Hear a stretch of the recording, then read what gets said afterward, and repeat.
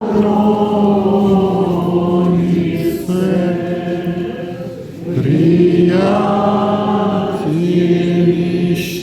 силы, и странных предстательницы, скорбящих радости, обидимых покровительнице, зривши мою беду, зривши мою скорбь, помози яко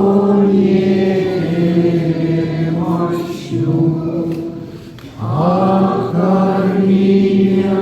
яко странно, обиду мою еси, разреши ту яко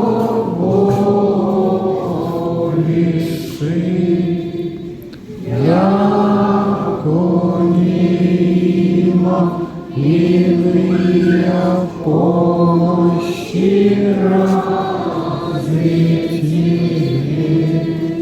иные предстательницы, не Мария, утешительницы, только